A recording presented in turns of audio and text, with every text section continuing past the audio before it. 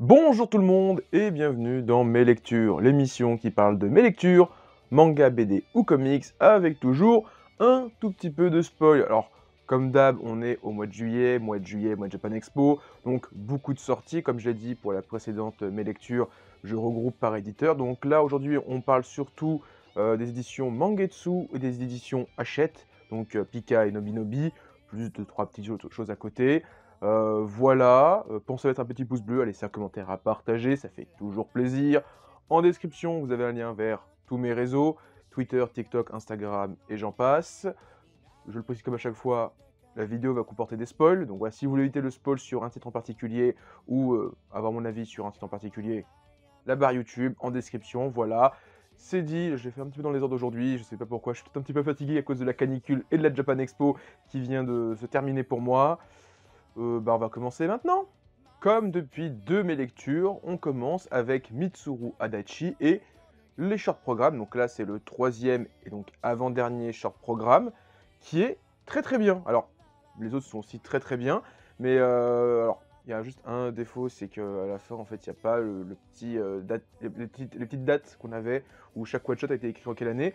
Ce qui est dommage, c'est intéressant de savoir à partir de quand il a écrit ça. Alors, je pense que c'est dans la continuité du 1 et du 2, mais j'aurais bien aimé savoir la suite. Est-ce qu'il a écrit ça en 96, 98, 99, début 2000, etc. Bon, après, c'est juste un détail. Il y a pas mal de passages un peu plus polissons, un peu plus ecchi, alors entre énormes guillemets, hein. C'est juste les passages où tu vois une paire de fesses, tu vois une fille en maillot de bain, chose qui était un peu présent dans les deux premiers short programmes, mais qui sont un peu plus présents dans celui-ci. Il y a une histoire qui m'a marqué, qui fait peut-être un tiers du tome. Ça s'appelle l'Idole A. C'est une histoire qui est en trois parties et qui fait en tout une centaine de pages. Et c'est dommage que cette histoire ne soit que trois petits one-shots regroupés en une grosse histoire, parce que je trouve que ça avait un potentiel pour faire une méga histoire un peu plus longue. Globalement, l'histoire, c'est encore du baseball, où on nous dit oui, l'équipe lycéenne de tel patelin, ils ont un super joueur qui est super fort. Et en fait, ce joueur, en fait, c'est une fille qui se travestit, et en fait, qui est aussi une idole à côté. Et en fait, son père, qui est donc le père de cette fille, pour que les gens ne sachent pas que sa fille est une putain de joueuse, il a trouvé un garçon dans son lycée qui ressemble physiquement à sa fille.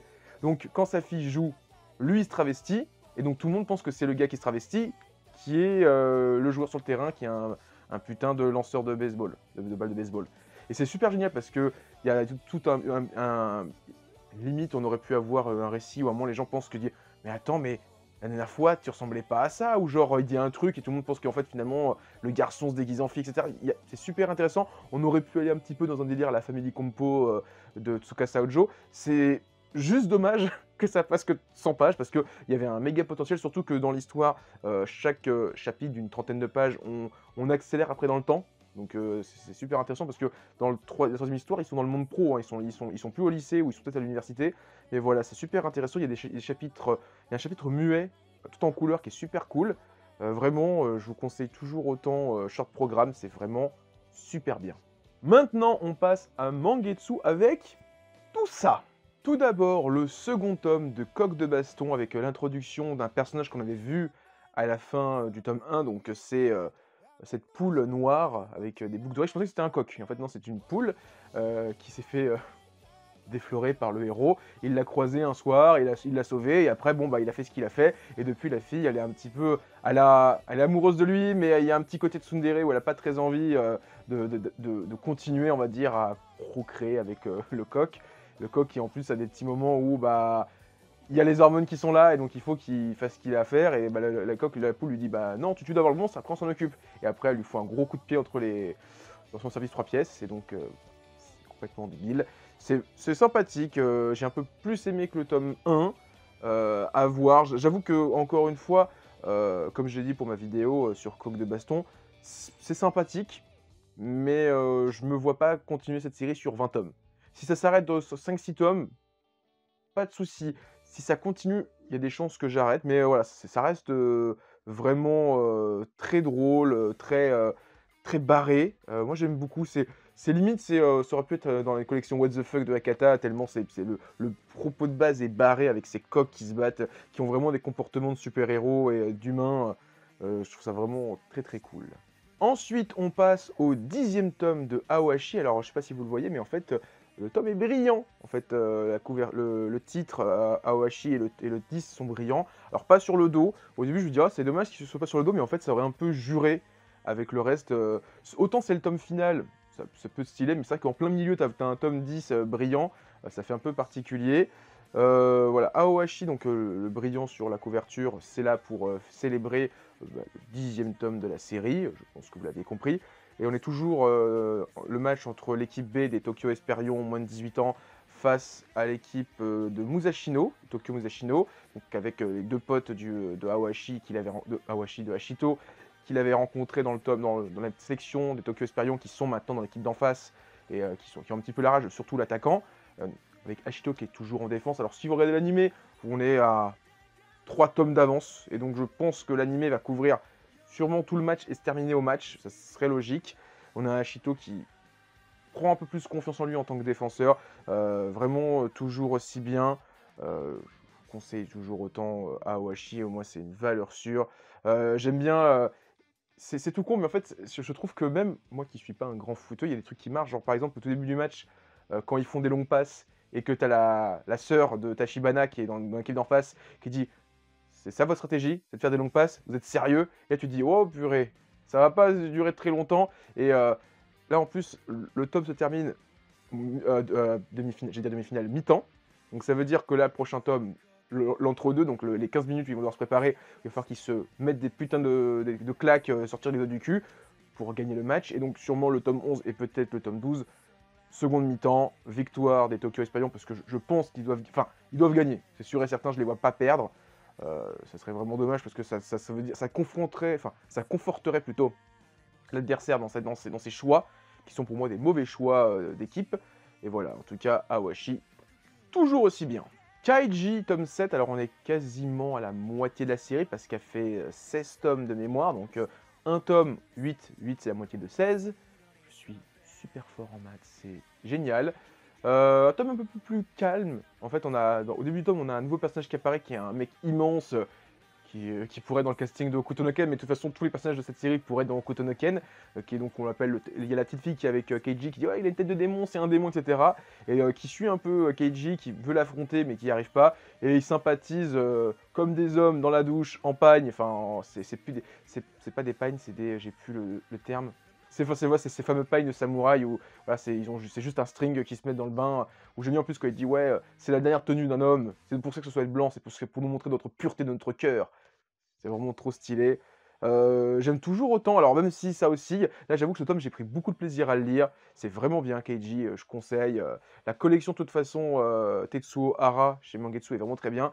J'ai hâte qu'ils éditent les prochains titres, notamment la série actuelle de l'auteur qui je crois qui est bientôt terminée au Japon, ou qui est terminée au Japon, sur Oda Nobunaga, qui en plus est apparu ou a été mentionné dans cette série. Ça franchement c'est la série qui me hype le plus. En tout cas, Keiji, je vous conseille toujours autant. Si vous n'avez pas le titre, hein, moi par exemple, j'ai les Suten no Ken, donc je suis pas hyper emballé à me les reprendre, mais en tout cas, c'est vraiment super bien Keiji. Vraiment de découvrir, je le dis à chaque fois, mais découvrir Tetsuo Hara hors de Hokuto no Ken, parce que finalement j'ai lu que ça de l'auteur, ou des spin-offs de Hokuto no Ken, comme Suten no Ken et tous les légendes de quelque chose, même si c'est pas dessiné par Tetsuo Hara. Là, le voir dans un délire samouraï, je me répète à chaque fois, mais c'est vraiment super prenant, et je trouve que là, la série commence à devenir un peu plus intéressante. Là où je trouvais que les premiers tomes, j'étais un petit peu, ouais, pas, c'est sympa, mais là, je pense que on arrive dans. L'auteur a assez posé les personnages, posé le contexte, etc. pour que là, on commence à arriver sur un truc qui, c'est bon, t'as accroché, t'es jusqu'au bout. Là, tu vas aller jusqu'au tome 16, jusqu'à la fin, parce que c'est trop bien. On parle ensuite de Butterfly Beast, quatrième et avant-dernier tome de la série. Alors, ceux qui l'ignorent, Yuka Nagate, l'autrice, était à la Japan Expo. Elle a fait plein de dédicaces. J'ai pu la rencontrer le premier jour et moi, j'ai fait dédicacer mon tome 1 de Gift, sa série actuelle qui est bientôt terminée au Japon. Il reste que quelques chapitres, si je dis pas de bêtises. Elle fera 25 ou 26 tomes. Donc là, j'ai une petite dédicace de l'héroïne de Gift. Elle faisait aussi sur, comment ça s'appelle, sur sa série actuelle, Butterfly Beast 1 et sûrement Butterfly Beast 2. Hein. De toute façon, c'est la même série. Je sais pas si les gens ont dédicacé sur la légende de Toki, qu'elle a fait chez Kazé il y a, il y a très longtemps. En tout cas, Butterfly Beast tome 4, c'est vraiment très, très bien. Alors, c'est dommage, on est au avant-dernier tome et je trouve que la série commence à faire des trucs vraiment ouf, notamment quand il y a Ocho, qui se retrouve plus ou moins imbriqué dans un délire où tu vas aller, dans le pavillon des femmes, du shogun. Alors, ceux qui ont vu ma vidéo sur le pavillon des hommes, vous savez de quoi je parle, donc c'est le grand harem du shogun et tu vas essayer de le charmer et cetera. Alors tu fais pas te passer pour un garçon parce qu'il serait plus ou moins homosexuel et en fait, finalement, tu te rends compte que non et donc elle se retrouve là-dedans et elle essaie en même temps de trouver un petit peu les espions chrétiens qui sont autour de l'empereur, enfin du shogun. C'est vraiment cool et je me dis: «Il reste plus qu'un tome! Pourquoi ça devient encore aussi bien à un tome de la fin?» C'est un peu triste, que je trouve que la série commence à s'envoler de plus en plus et finalement je me dis: «Bah, elle s'envole de plus en plus, mais au moins ça s'arrêtera au sommet», on va dire ça comme ça. En tout cas, Butterfly Beast, l'arc des chrétiens est vraiment super bien. Au début, j'étais un peu, distant, je dis: «Oh, c'est bizarre» et plus ça va et plus je le trouve de plus en plus intéressant et je pense que je me relirai les 7 tomes pour la fin, pour, bien apprécier la série, du début jusqu'à la fin. Dernier tome de chez Mangetsu, c'est alors The Ice Guy and the Cool Girl, une série qui m'intéressait pas plus que ça. On m'avait dit: «Ah, tu vas voir, il y a un bel effet de fabrication». En plus, c'est un grand format, je sais pas si vous voyez, alors par rapport à un tome classique, ouais, il est légèrement plus grand, alors il est aussi légèrement plus fin. Il fait, même pas 150, il fait à peine 150 pages, je crois, si je dis pas de bêtises. Ouais, 126 pages, c'est la dernière page et après il reste une page ou 2, donc il fait même pas 150 pages. Ça peut être un petit peu onéreux, je crois qu'il est vers dans les 10 €, j'ai plus le prix en tête. Et alors, c'est une petite, comédie romantique, slash fantastique, où on va suivre, donc un nice guy et une cool girl. Je l'ai super bien vendu là. Donc en fait, le garçon est en fait le descendant des femmes des neiges, donc des yokai japonais ou qui font tomber la neige. Et la fille, c'est juste une fille qui a l'air d'être un petit peu très froide en apparence. Et en fait, le manga est constitué de plein de petites histoires de 4 chapitres, enfin de 4 chapitres, de 4 pages. Alors il y a de temps en temps, il y a des chapitres un peu plus longs qui sont des chapitres spéciaux. Et alors au début, j'étais un petit peu sceptique parce que en fait, les 4-5 premiers chapitres, globalement, c'est juste voici machin truc, c'est un descendant des Femmes des Neiges, et il travaille dans un bureau. Et voici sa collègue, machin truc. Il est un peu amoureux d'elle. Et il dit: «Oh, j'aimerais tellement avoir des fleurs». Elle dit: «Bah tiens, je t'ai apporté des fleurs en plastique. Elles vont pas faner parce que t'es en glace». Il dit: «Oh, elle est tellement mignonne». Il se met à rougir et quand il rougit, il fait tomber la neige. Et t'as ça pendant 4-5 chapitres.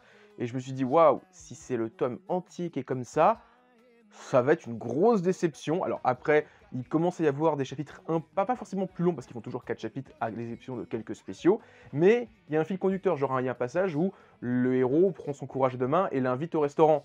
Et le chapitre suivant, ils sont au restaurant. Et après, il y a les conséquences du restaurant. Et c'est plein de petits chapitres comme ça qui se suivent. Il y a même les personnages, il y a les collègues qui commencent à apparaître, qui sont un peu plus importants.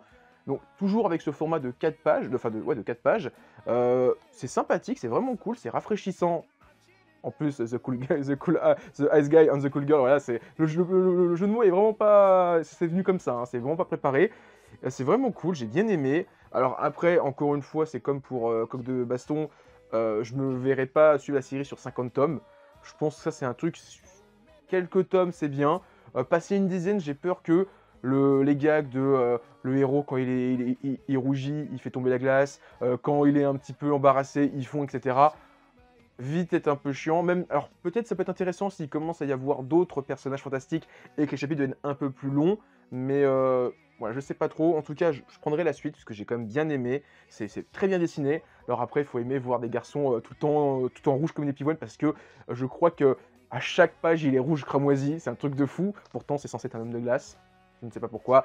Mais voilà, en tout cas, j'ai bonne surprise. Clairement, je pensais pas aimer. Je l'ai pris parce que j'ai beaucoup aimé la fabrication. Alors il y a un petit effet un petit peu comme le coq de baston. Alors c'est pas du soft touch, mais c'est un petit effet un peu brillant. Voilà, je sais pas si ça se voit, mais si vous l'avez en librairie, touchez-le, vous allez voir, il y a un petit effet au niveau de la couverture qui est très bel effet.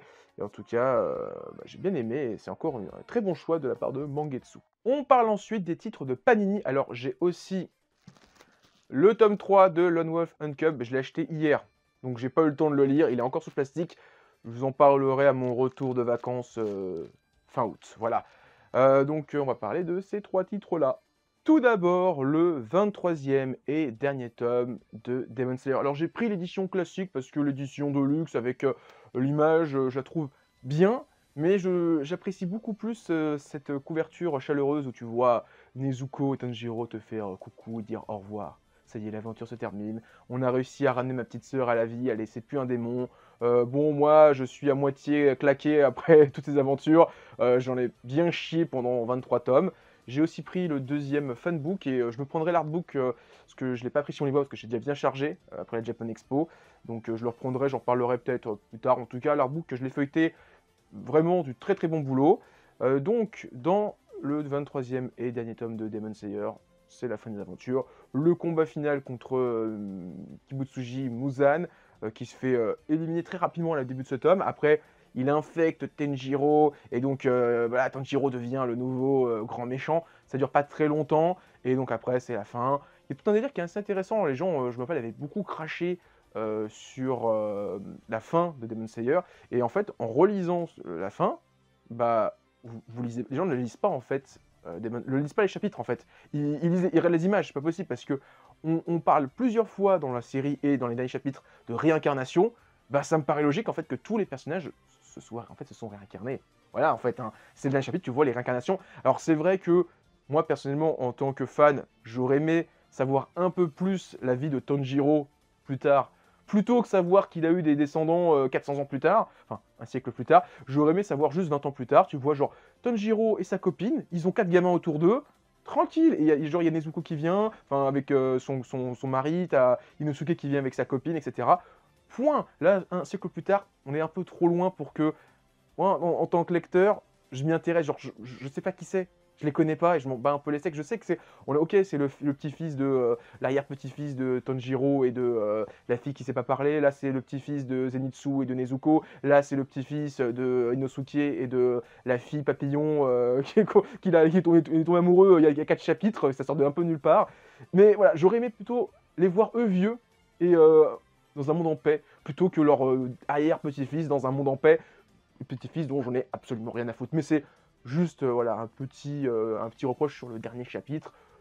Voilà, en tout cas, c'est bien. Ça aurait été peut-être intéressant, non, j'allais dire, est-ce que les démons vont revenir? Mais non, clairement, je ne pense pas que le dernier démon qui est encore en vie va refaire des démons. Bon, c'est vraiment pas le délire. Mais en tout cas, voilà, Demon Slayer, un très bon plaisir, un très bon titre que je relirai avec plaisir. Et j'ai hâte de redécouvrir la série en animation avec Ufotable. Ça va être prodigieux. On parle maintenant du tome 17 de Sidou. Toujours aussi bien. Tsutomu Takahashi, toujours aussi bien. Enfin, j'ai rien à dire. Enfin, c'est vraiment bien. Là, on a tout un début, une petite bataille où tu as le grand frère, donc Shotaro, qui dirige un petit commando pour faire un petit peu la guerre et il se fait un petit peu éliminer. Alors là, j'avoue que la fin m'a surprise. Alors surtout qu'il reste quoi? Il reste 8 tomes, 17 sur 25. Donc dans un an, on a quasiment terminé la série. Ça fait toujours plaisir, hein, je me répète à chaque fois. Vraiment bien, non, j'ai pas grand chose à dire en fait. Là, c'est vrai, il y a un gros tome de baston, grosse bataille générale. C'est surtout la fin qui est intéressant avec le fait que il se fait capturer. Il arrive devant un seigneur et il dit je vais me faire seppuku ou fais-toi seppuku. Voilà, je pense que j'aurai plus de choses à dire dans le prochain tome parce que là, j'ai pas grand chose à dire sur le tome 17 de Sidou. On finit les reviews de manga avec Pika qui est sorti beaucoup de choses. Alors il y a Pika, il y a Collection Hachette et il y a un peu de Nobi Nobi. Tout d'abord le tome 18 et le tome 19 de Fairy Tail. Alors je vais en parler un lecture sur deux, mais comme en fait le prochain c'est le dernier, je vais pas refaire un lecture dans 2 semaines pour juste ce tome-là. Ouais, ce tome-là, le tome 19. Donc je vais faire un double Fairy Tail. Après je reprendrai mon rythme habituel de 1 lecture sur 2. Je parle de Fairy Tail.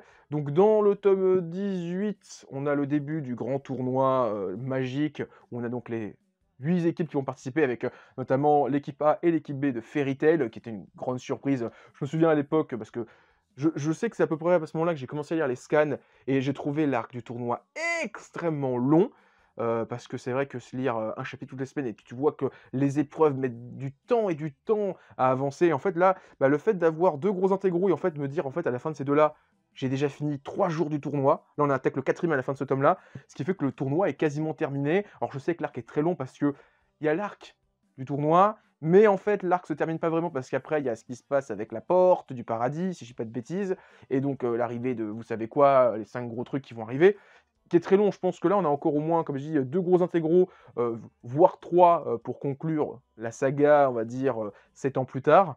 Et après, il y aura ce qui va se passer. Si je dis pas de bêtises, je crois que c'est Tartaros. Après, j'ai peut-être eu une grosse connerie, j'ai un doute. En tout cas, vraiment cool. L'arrivée de plein de personnages, parce qu'on a autant on a les gens de Lamia Scale et Blue Pegasus qu'on connaissait un petit peu, autant Quattro Cerberus, on les connaissait pas plus que ça. On a la guilde de Sabertooth, on a les Raventail.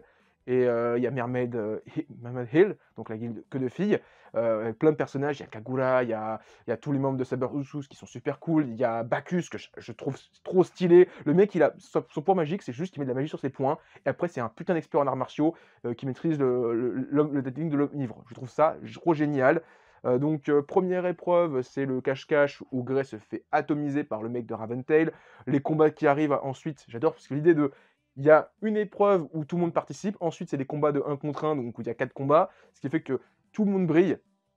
Vraiment génial. Dans le deuxième tome, on a le deuxième jour, les épreuves avec la course, où donc il y a 3 chasseurs de dragons qui participent et ils sont tous nuls à chier. J'aime bien en plus quand ils disent, mais en fait c'est le point faible de tous les chasseurs de dragons, de tous les Dragon Slayer. Et Reluxus, toi aussi, ne le dites à personne, sinon je vous tue. Et tout le monde fait, non mais je pense que tout le monde a compris qu'en fait, tous les Dragon Slayer, ils sont faibles face aux moyens de transport. Et je trouve ça génial.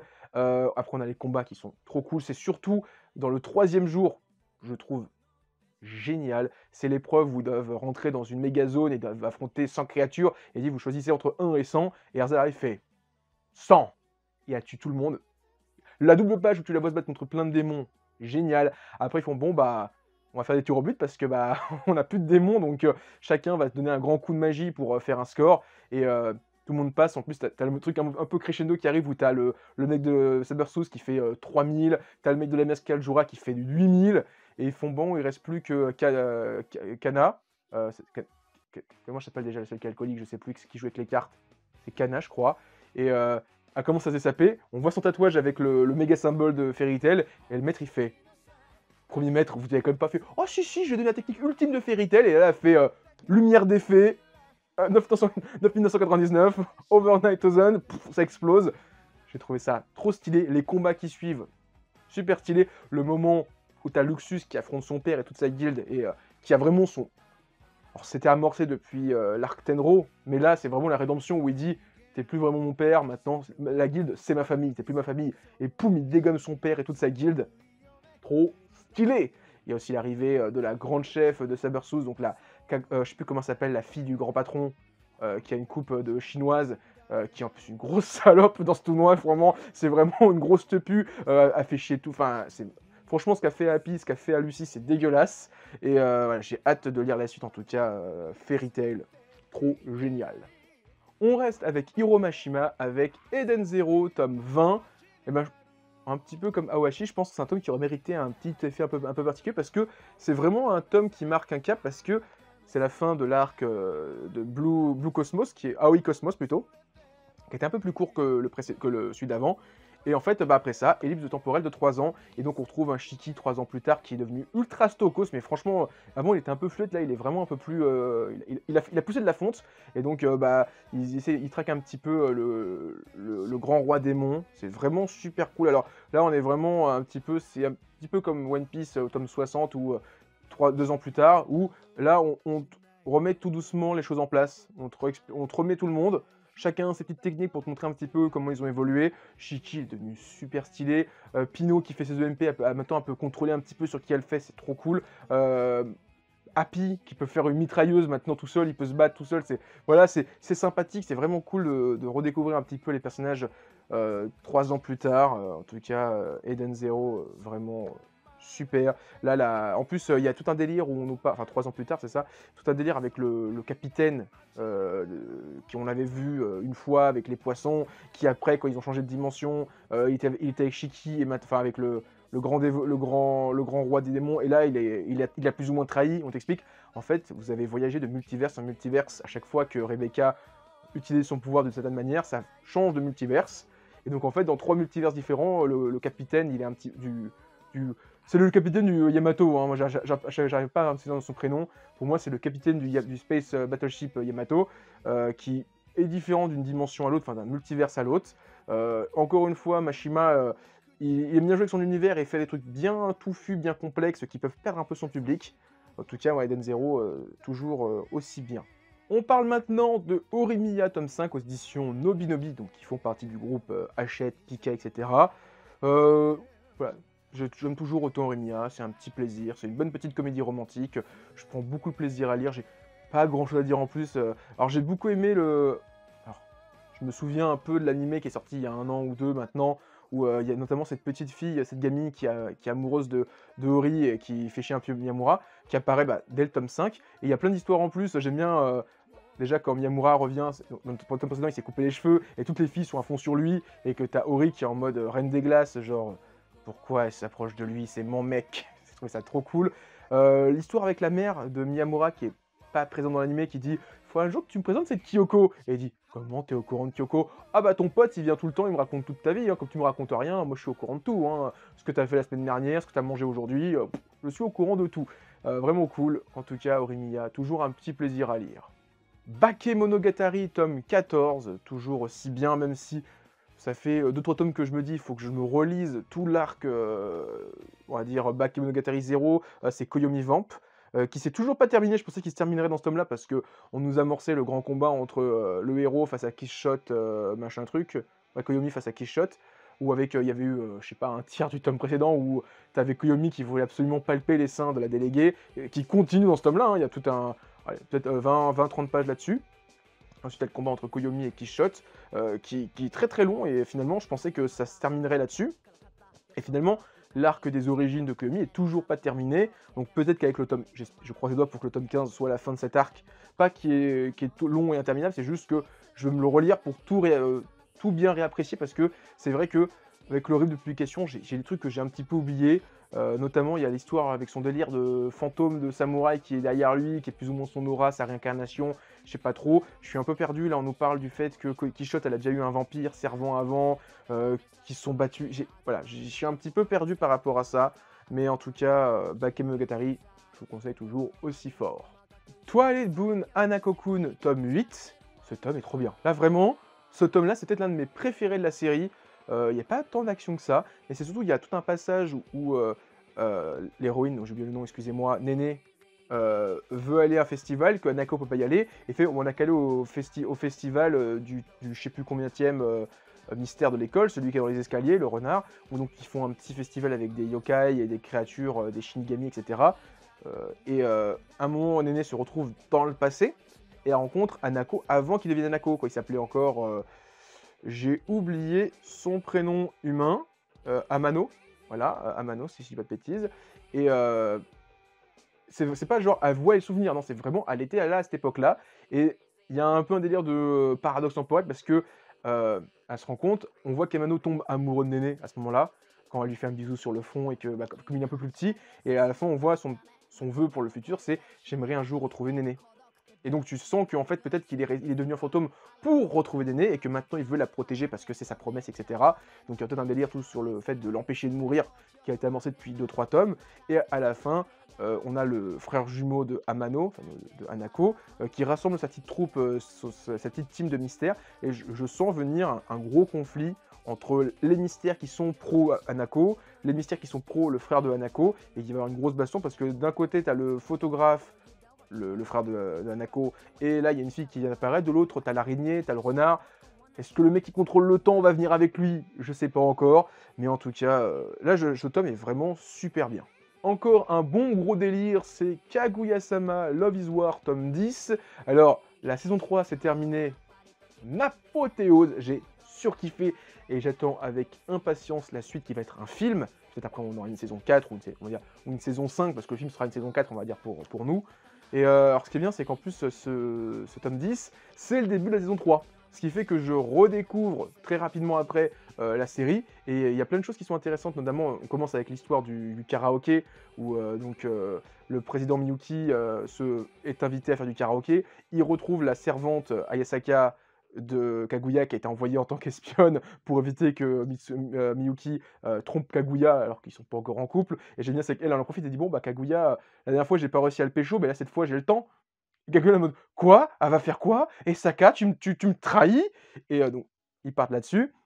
Donc en plus ça amorce ce délire où, Fujisawa et Miyuki vont s'entraîner au rap, et il y a une case où on les voit en train de rapper, et je sens et c'est trop cool parce que, j'ai pas souvenir que dans l'anime on voyait ça, mais en tout cas dans l'anime on avait un épisode enfin on avait un petit passage sur l'entraînement et après on avait la battle de rap et là j'ai l'impression qu'ils teasent l'entraînement et que je pense que dans le prochain tome on aura un chapitre entraînement, on est dans l'animé, ou si l'animé l'a complètement créé, je trouve ça vraiment trop stylé.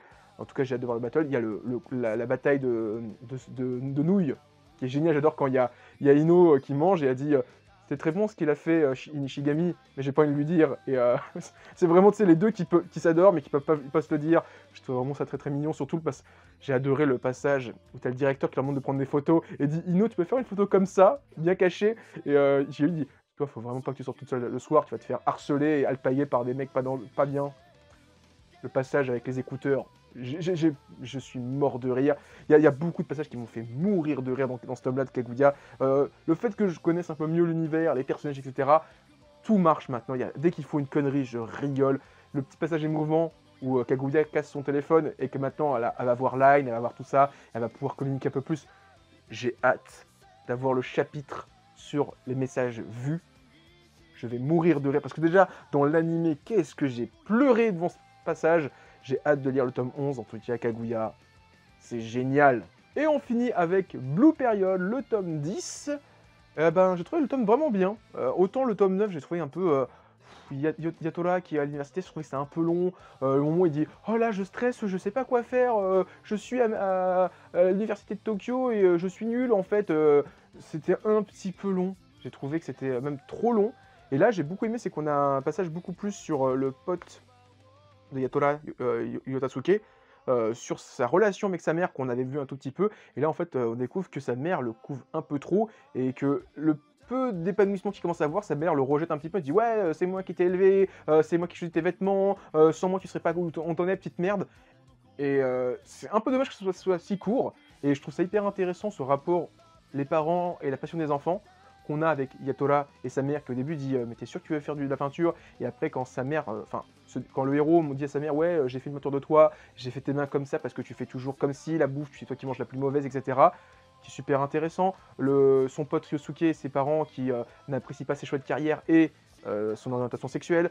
Yotasuke et sa mère par rapport au fait qu'il y a un pote qui offre un vêtement, sa mère elle devient complètement hystérique. C'est vraiment super intéressant. Et là en plus on va apporter un petit délire dans le prochain tome avec le fait que Yatora va avoir un petit job étudiant dans le monde de l'art et donc il y a une de ses anciennes profs qui va la voir, qui va devenir son patron, son tuteur, je sais pas trop comment on peut dire ça. En tout cas, Blue Period, très très bien. Je me suis pris ça il y a quelques temps, c'est l'omnibus Doctor Strange, le crépuscule de la magie, écrit par Jason Aaron et dessiné par Chris Bachalo, enfin surtout dessiné parce qu'après il y a d'autres dessinateurs. Donc c'est un omnibus, donc c'est un intégral, donc c'est une histoire complète. Alors de ce que j'ai compris dans la préface, c'est que c'est un run qui a été écrit en 2015 quand le Doctor Strange de Benedict Cumberbatch est sorti au cinéma pour faire découvrir un Doctor Strange aux fans. Je connaissais pas plus de Doctor Strange que ça en comics, c'est mon premier sur lui, et j'ai beaucoup aimé. Limite, c'est le genre de choses qui pourrait être adapté dans le MCU. Pour le troisième Doctor Strange, ça serait un truc de fou. Je vais vous raconter un petit ce qui se passe dedans. Surtout qu'il y a des choses qui sont dans ce tome-là, qui apparaissent dans le deuxième. Notamment, il y a un passage avec le frigo de Doctor Strange, on voit un truc un peu bizarre, c'est expliqué dans ce tome-là. Donc est-ce que c'est pas un teasing pour nous dire le prochain film, Jason Aaron, Steve Bachalo, vous allez kiffer. Dans ce tome-là, en fait, on est alors dans un monde MCU, etc., où il s'est passé des choses. On n'apporte pas trop ce qui s'est passé avant.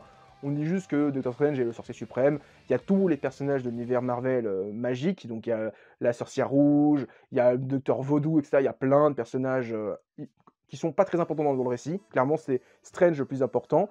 Et en fait, on va dire dans l'ombre, il y a un truc qui apparaît dans le multivers, c'est l'Empire Recule, qui est un empire qui détruit la magie. Et en fait, on explique après, il s'est passé la chose, le fondateur de cet empire, sa famille a été tuée par des sorciers qui vénéraient Shumagorat, et donc ils veulent détruire toute la magie dans le multiverse, et donc ils vont de multiverse en multiverse pour tuer les sorciers suprêmes et toute la magie.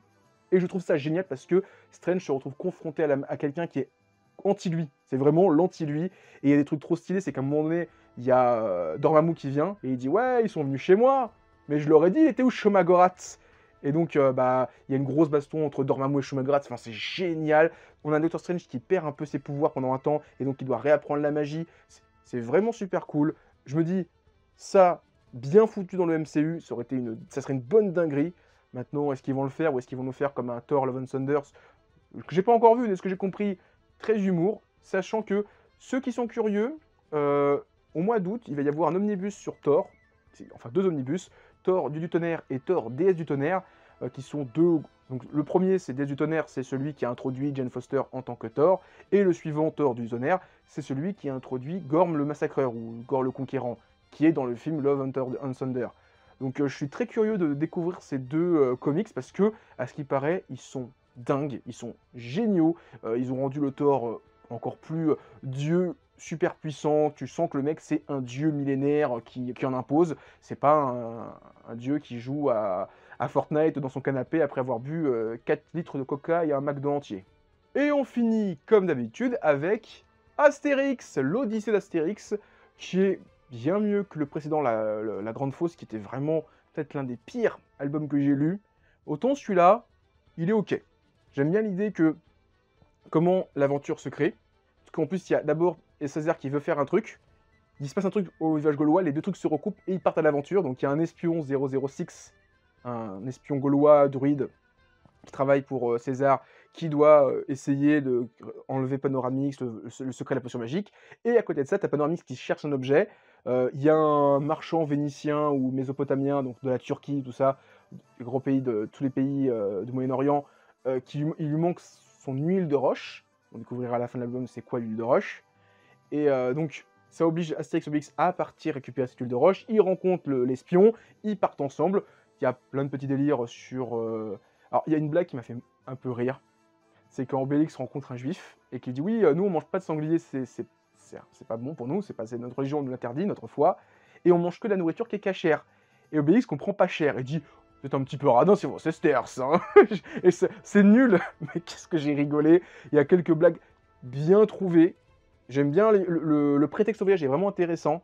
Qu'on découvre en plus que l'huile de roche, c'est du pétrole. Il y a un truc qui est très drôle aussi, qui est très subtil. Et voilà, c'est le genre d'humour que j'aime bien. Je trouve que là, Uderzo a peut-être pris plus de temps à réfléchir aux blagues que sur La Grande Fosse, où là, il a fait le minimum syndical, en tout cas pour moi. C'est qu'il y a un passage où il rencontre donc encore une fois un mec en Mésopotamie qui est donc un juif, et il dit oui, je m'appelle, il donne un nom à la con, et il dit ça fait quand même un petit peu romain ça comme prénom. Il fait bah oui, mais moi j'ai changé mon nom pour me faire mieux passer. Et donc après il donne un nom, c'est genre Blugenberg, un truc comme ça, enfin vraiment un nom qui sonne très juif. Et donc il fait rappeler au fait qu'il y a des juifs qui ont changé de nom quand ils sont passés aux États-Unis pour pas avoir la ségrégation raciale, etc. Ou même en France, ou en Europe. Vraiment, voilà, j'ai bien aimé ces petits albums qui sont bien trouvés, ces blagues qui sont bien trouvées. En tout cas, Astérix, l'Odyssée d'Astérix, je suis un peu plus rassuré. Alors, on verra par la suite. Peut-être que c'est l'album où il s'est un peu sorti le doigt du cul, ou qu'il a récupéré des blagues qu'avait déjà fait Goscinny à l'avance. Je sais pas. En tout cas, j'ai bien aimé cet album. C'est tout ce que je peux dire. Voilà, c'était ma vidéo, mes lectures. J'espère que vous l'avez apprécié. J'espère que vous survivez la canicule. Moi, je suis en eau. Ça fait 45 minutes que je tourne cette vidéo et je suis en nage. Là, clairement, je vais prendre une douche. J'ai trop chaud. Vivement que j'arrête les vidéos. Là, je fasse une pause estivale parce que c'est très dur de tenir à faire des vidéos avec l'éclairage, la chaleur, le temps. Voilà, c'était un petit peu ma vie. Donc voilà, pensez à mettre un petit pouce bleu, à laisser un commentaire, à partager. Ça fait toujours plaisir. Mes liens, mes réseaux en description. Je fais des vidéos sur TikTok tous les jours, des posts Instagram tous les jours sur ce que je lis, un petit peu en avance par rapport à mes lectures. Voilà, continuez à lire des mangas. Allez, ciao tout le monde et survivez aux 40 degrés.